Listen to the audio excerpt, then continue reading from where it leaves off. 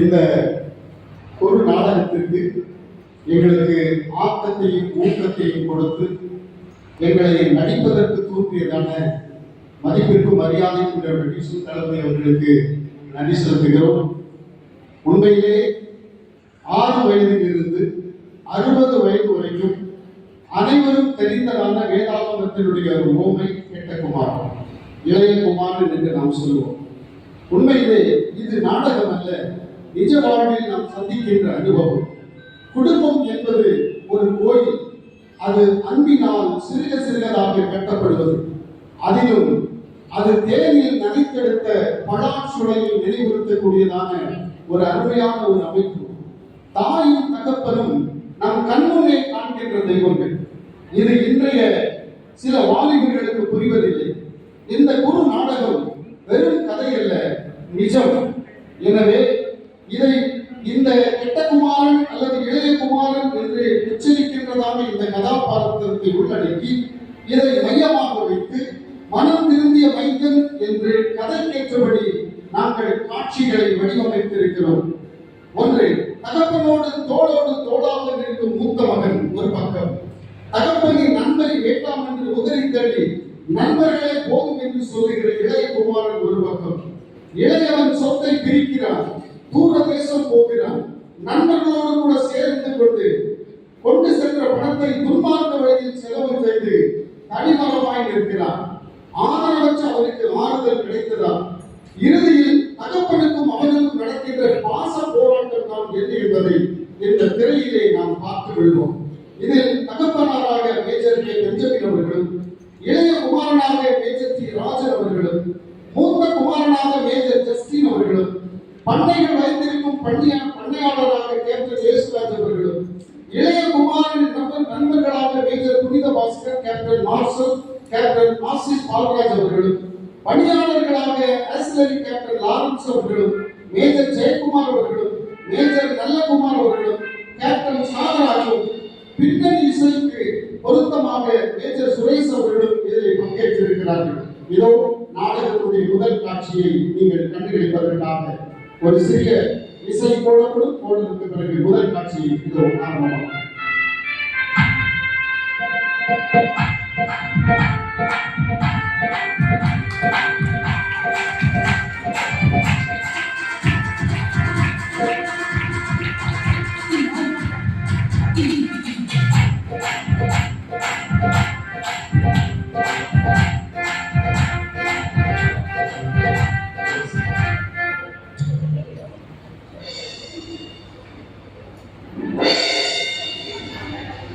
எல்லாம் உலகத்திற்கே சமாதானத்தை கொடுத்த தேவாதி தேவன், என் குடும்பத்திற்கு, என் பிள்ளைகளுக்கு சமாதானத்தை தாங்க முடியாத வேதனைகளையும் தியாகங்களையும் நீக்கி சமாதானத்தோடு ஆடுவதற்கு எங்களுக்கு உதவி செய்யும். உங்களுடைய மகிமையுள்ள ஆசீர்வாதத்திற்காக வேண்டி இருக்கிறோம். இயேசுவின் மூலமாய் தாழ்மையோடு ஜெபிக்கிறோம் எங்கள் ஜீவனோட நல்ல.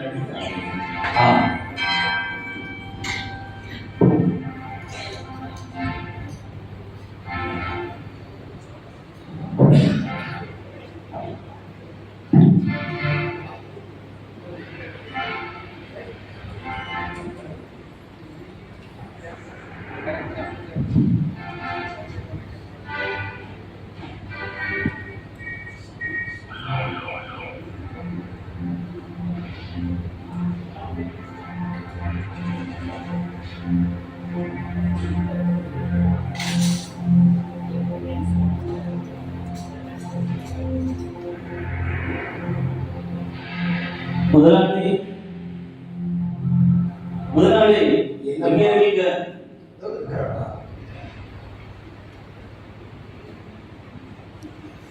முதலாளி 2 நாளா உங்களை நான் கவனிச்சுட்டே இருக்கிறேன். சரியா நீங்க சாப்பிடுறது இல்லை. இன்னைக்கு காலையில உங்களுக்காக வச்ச டீ கூட ஆறி போயிடுச்சு. இரவு 8:25 மணி ஆச்சு. இதுவரை நீங்க ஒரு ஆகாரமும் நீங்க பிடிக்கல. முதலாளி, உங்களுக்கு என்ன ஆச்சு? உடம்புக்கு ஏதாவது சரியில்லையா? ஒன்றும் இல்லப்பா, உடம்பெல்லாம் நல்லா தான் இருக்குது. ஆனா மனதில் தான் எனக்கு ரொம்ப கஷ்டமா இருக்குது. எல்லாம் அந்த இளைக்குமாரனால தான் நான் வேதனை அனுபவிச்சுட்டேன். அப்பப்போ வாரம் பணத்தை எடுத்து நான் அங்க போறேன் இங்க போறேன் அப்படின்னு சொல்லுறேன். எதுக்கு போறேன், எங்க போறேன், எதுக்கு பணம் கேட்டா ஒன்றும் பதில் சொல்ல மாட்டாங்க. பணம் கொடுக்காம இருந்தா முகத்தை சந்திப்பாங்க. இந்த மாதிரி சூழ்நிலையில நான் எப்படிப்பா சமாதானத்தோடு வாழ முடியும்? கவலைப்படாதே முதலாளி, கடவுள் இருக்கிறாரு, அவர் எல்லாவற்றையும் பார்த்துக் கொள்வார்.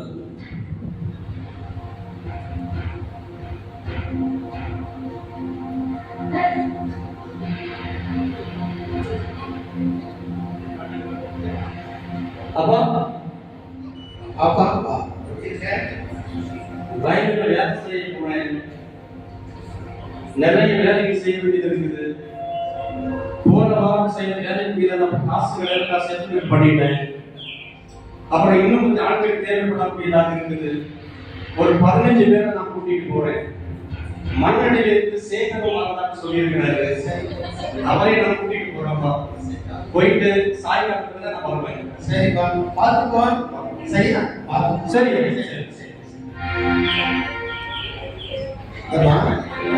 பாத்தியா, ஒரு வீட்டோட இருக்கிறான். எனக்கு வேண்டியது எல்லாம் செய்துட்டு இருக்கிறான்.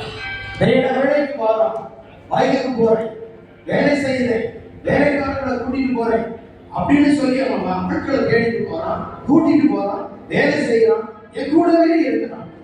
ஆனா அந்த இளையவன் இருக்கிறானே, ஒரு விளங்காதவன் அப்பப்போ வாரான், பணத்தை கேட்கிறான். அது எப்படிப்பா சமாதானமா இருக்க முடியும்? அப்பா அப்பா, இது வரப்பாரு 2 நாளாக உங்களிடம் பணம் கேட்டுக் கொண்டிருக்கிறேன்.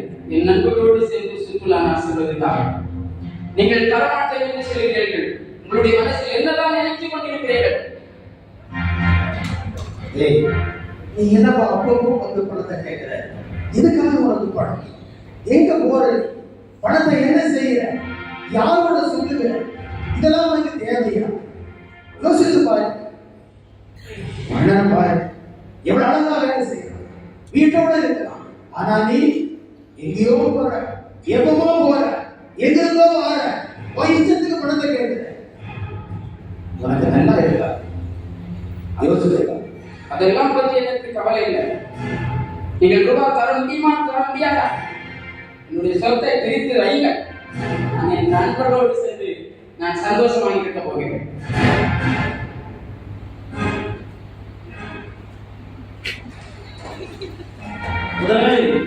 முதலாளி என்ன ஆச்சு உங்களுக்கு? ஒண்ணு இல்லப்பா, பெத்தவனை நம்பிட்டு பிள்ளை மன கல்வின்னு சொல்லுவாங்களே, அதுக்கு பாடம் கூட்டிட்டு போறான் இந்த பையன். படத்தக்கடா மார்பல பாயுதுன்னு சொல்லுவாங்களே, அதே போல அவன் பாய்ந்துட்டு போறான். அவன் செய்யறது என்னன்னு அவனுக்கு தெரியல. ஒரு நாள் அவன் சிந்திக்க வேண்டியது வரும், ஒரு நாள் அவன் யோசிக்க வேண்டியது வரும். அன்னைக்கு யோசிப்பான். நீ ஒன்னே அவனுக்கு பலத்தை பகிர்ந்து கொடு.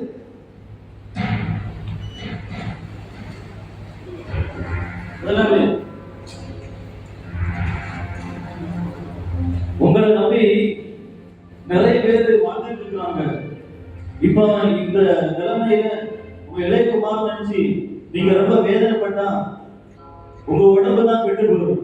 நம்ம குடும்ப கௌரவம் இதுவெல்லாம் என்ன ஆகும் தெரியுமா? குடும்பமானது கௌரவமானது, அதை பத்தி நீ பார்க்க வேண்டிய அவசியமே கிடையாது. உடனே கூட்டிட்டு ஒரு அட்வொகேட், அவனுக்கு பாவத்தை பிரிச்சு கொடு. நான் எக்கேட கட்டு போட்டு உத்தரவு. அப்பா, பணம் தர முடியுமா, முடியாதா? என்னுடைய சொத்தை பிரித்து வைங்கள். உங்களுடைய வீடு வேண்டாம், உங்களுடைய உறவும் வேண்டாம், உங்களுடைய சொந்த பந்தம் எதுவும் வேண்டாம். பிரித்து வைங்கள்.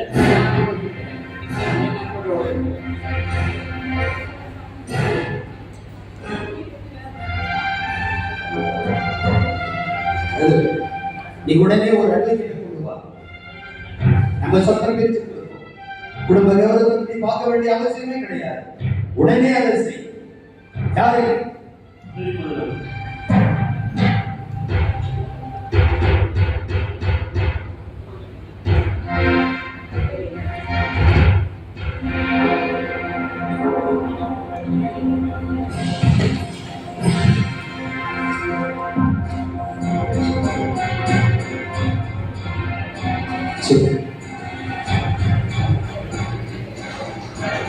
சுரேஷ் அப்புறம் சாப்பிட்டு ரூபாய் இன்னைக்கு வாங்கி போனேன் வருவானா மனம் தெரியல. கள்ள நிறையா அப்பா மாதிரியே கள்ள சத்தியமா இருக்கு வருவானா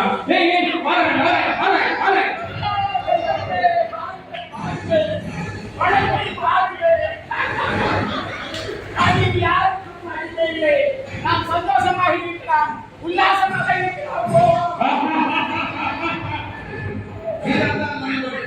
உண்மையாகவே உன்னை நினைத்து நான் பெருமைப்படுகிறேன். இவ்வளவு பணம் இருக்கிறது நல்லது. கண்டியா யாருல இந்தாங்க நண்பரே, குடிங்க. என்ன பைசா இந்தாங்க நண்பரே, குடிங்க. இந்தாங்க நண்பரே, குடிங்க. கிடங்கள் நண்பரே, நான் சொன்னாரை நாம் முடித்து எடுத்து சாப்பிட நடனம் ஆடுவோம். படிச்சிடும் கவலையில்லாத படிப்பான நடம் என்ஜாய்.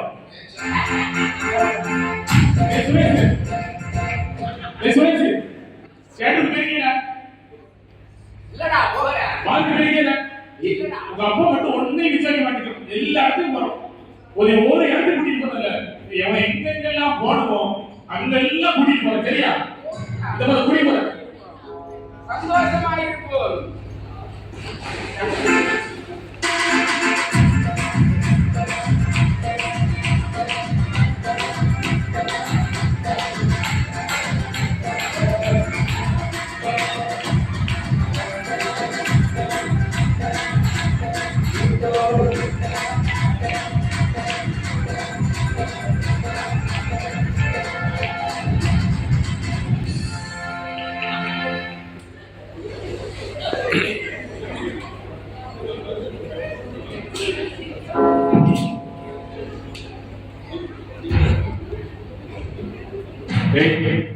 இப்ப வருவோம் கட்டியா பைசா எல்லாம் தீர்வு போயாச்சு.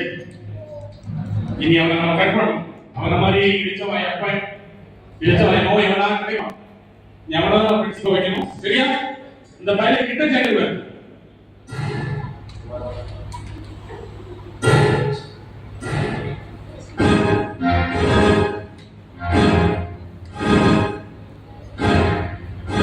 வந்துட்டு இருப்பான்டா. அவனுக்கு 5 பைசா கிடையாது.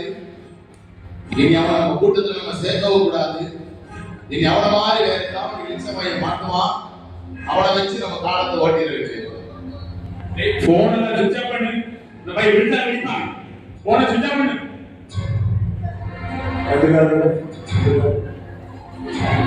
எனக்கு விட்டு வந்தவா நண்பர்களே, 4 நாள் ஆச்சு நண்பர்களே. சாமி ஒன்றும் இல்லை எனக்கு நண்பர்களே. ஏதாவது உதவி செய்வதா நண்பர்களே? நண்பர்களே கையட கையட தள்ளிடுறா தள்ளிடுறா. யாரா காசு இல்லாதவனோட என்னடா காரியம், சில்லறை இல்லாதவனோட என்னடா ஸ்நேகம், பணம் இல்லாதவனோட என்னடா காசு, பணமும் மறந்து போகக்கூடாது.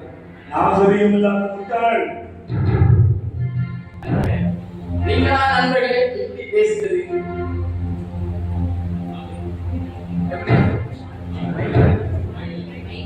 நீங்களா நண்பர்களே?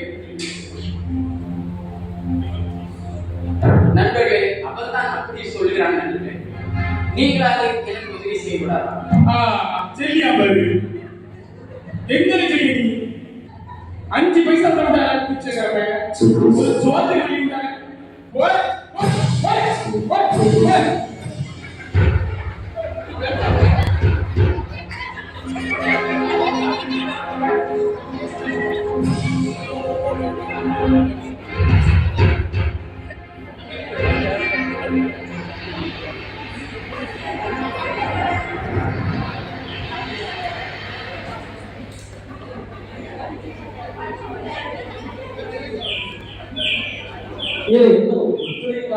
செத்தவைங்களா பண்டையில வேற உதவி செய்ய இங்க வாங்க,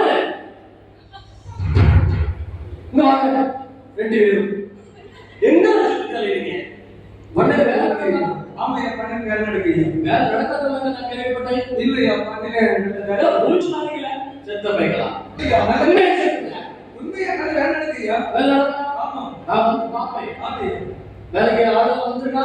ஆமாய்யா, எல்லாம் பண்ணையில நம்ம எல்லாத்துக்கும் வேலைக்கு ஆடு தேவைப்படுதா?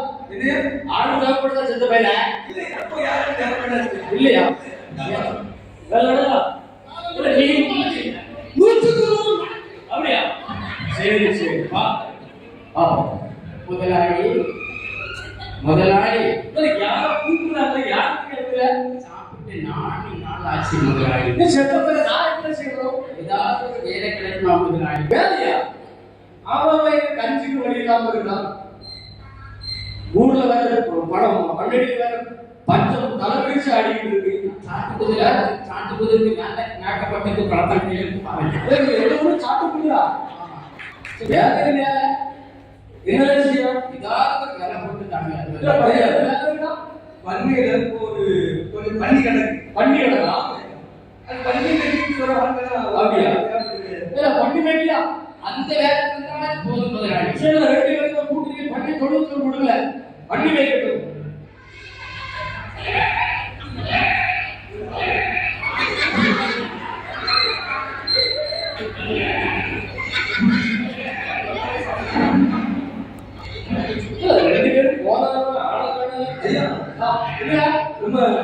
புதுசா ஒரு வேலைக்கு ஒரு ஆளை என்ன செய்யும்? ஆமா, அவன் என்ன செய்யணும்னு பாருங்க.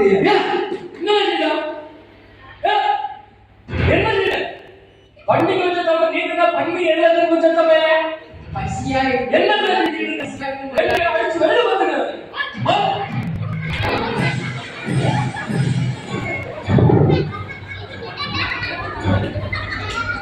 முடிச்சாங்க.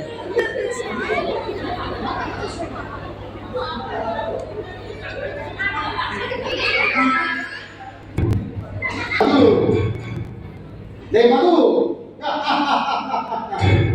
இந்த நிலைமைக்கு வருவாய் என்று நான் எதிர்பார்த்துக் கொண்டிருந்தேன். வேறு யாரும் இல்லடா, நான் உன் மனசாட்சி பேசுகிறேன். அதோ சபா சரியான இடத்திற்கு தான் நீ வந்திருக்கிறாய். தனிமரமாய் நிற்கிறாய். சிறைகள் கூட இல்லாத மரமாக நிற்கிறாய். கால சக்கரம் எவ்வளவு சீக்கிரமாய் சுழலுகிறது பார்த்தாயா? இதோடு உன் ஆணவம் அடித்தது. பசியின் கொடுமை உன்னை வாட்டி வதைக்கிறது. இப்பவும் முடிந்து விடவில்லை உன் வாழ்க்கை. ஒரே ஒரு வழி இருக்கிறது. அது நீ எழுந்து உன் தகப்பன் வீட்டிற்கு செல்ல வேண்டும். அங்கே அந்த வசந்தம் குளிர்க்கும். தாமதப்படுத்தாதே. உடனடியாக நீ எழுந்து உன் தகப்பனுடைய வீட்டிற்கு போ. இதுதான் உன் சாவா போராட்டத்திற்கு கிடைக்கின்ற மிக முக்கியமான பதில். போவது உடனடியாக இருக்கிறது.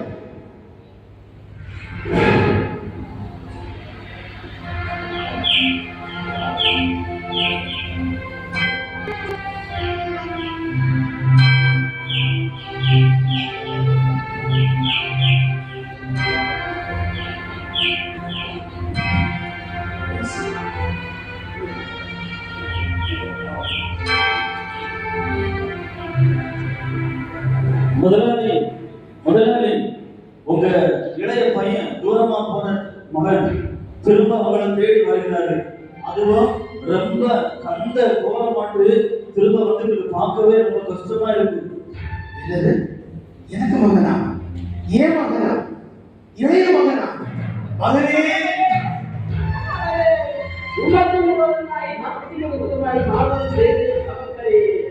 என்னை மன்னித்துக் கொள்ளுங்கள். உங்களுடைய வேலை காரணமாய் ஒருவராய் நினைத்துக் கொள்ளுங்கள்.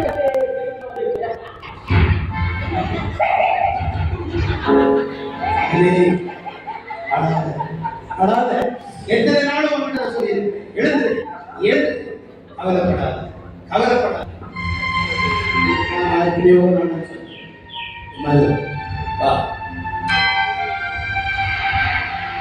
கொண்டு போ.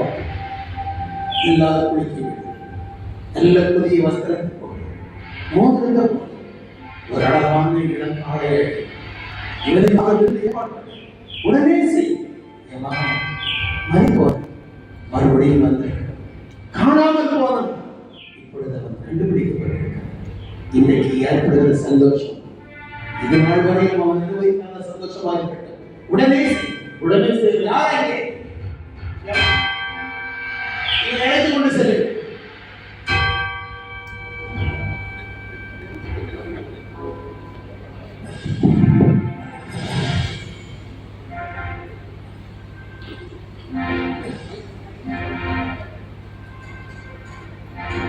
இங்க என்ன ஒரே திருவிழாவா இருக்குது, ஒரே ஆட்டமும் பாட்டமும் கொண்டாட்டமா இருக்குது. இதுக்கு காரணம் என்ன? என்ன நடக்குதுங்க இங்க? திருவிழாவில கொண்டாட்டம் இல்ல. உங்க தம்பி மது போனான்ல, அவன் திரும்ப வந்துட்டான். அதனாலதான் இந்த ஏற்பாடு எல்லாம். ஏன் தம்பியா? ஆமா, ஏன் தம்பி திரும்ப வந்துட்டானா? ஆமா, அது மட்டும் இல்ல, அந்த மகன் திரும்ப வந்ததுனால வீட்டுல இருக்க பெரிய கொழுத்த கந்த அடிச்சு அங்க பெரிய விருந்து ஏற்பாடு நடந்துட்டு இருக்கு. ஓஹோ, அப்படியா? அப்பா, மக்களே, அப்பா, இப்படி இருக்குதா? என்ன அப்பா இங்க நடக்குது? நான் மூத்த மகனா இருந்துச்சு, எல்லா வேலையும் தினம் பண்ணிட்டு இருக்கிறேன். உங்களுக்கு என்ன கொஞ்சம் கூட வாசனை இல்லையா? கொஞ்சம் அன்பு இல்லையா? காலையில வேலைக்கு போறேன், காலையில தான் நான் வீட்டுக்கு வரேன். எல்லா பணியாளர்களையும் நான் சரியா வச்சு நடத்திட்டு இருக்கிறேன். என்னைக்காவது நான் உங்கள்கிட்ட அதை செய்ய இதை செய்யணும் எனக்காக கேட்டதுன்னா எல்லாமே நமக்காக தானே நான் செய்துட்டு இருக்கிறேன். ஏன் நீங்க பாரமான காமிச்சிருக்கீங்க? உங்க இளைய மகன் அவன் எல்லாருக்கும் கூட கூத்தடிச்சுக்கிட்டு எல்லா சொத்தையும் அவன் நாசப்படுத்திக்கிட்டு அவன் இப்ப வந்த உடனே நீங்க அவனுக்காக இந்த காரியத்தை எல்லாம் நீங்க செய்திருக்கீங்க. எனக்காக நீங்க என்ன செய்வீங்க? என்ன செய்தீங்கப்பா? எனக்காக ஒரு நாள் ஒரு ஆப்பர்ச்சுனிட்டி எடுத்துட்டீங்களா? ஒரு நாள் நான் நண்பர்களோட சுத்துறதுக்கு நீங்க என்ன அனுமதி தந்திருக்கீங்களா? நீங்க என்ன பண்ணீங்க செய்துட்டு இருக்கீங்க? கவலைப்படாதப்பா, கவலைப்படாத. நீ எப்பொழுதும் என் கூட இருக்கிறவா. என்னுடையதெல்லாம் உன்னுடைய. இவன் காணாமல் இப்பொழுது காணப்பட்டிருக்கிறான். மரித்து போனான், இப்பொழுது உயிரோடு இருக்கிறான். அவனோடு நாம் சந்தோஷத்தை அனுபவிக்க வேண்டாமா? மக்களே, கவலைப்படாதே. சந்தோஷம். ஓகே, ஓகே, நன்றி, நன்றி.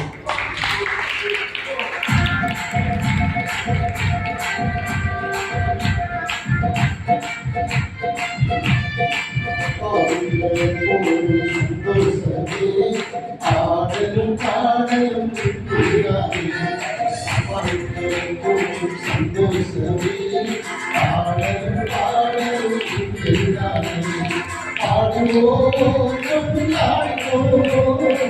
ஆடுவோம் ஆடுவோம் ஆடுவோம்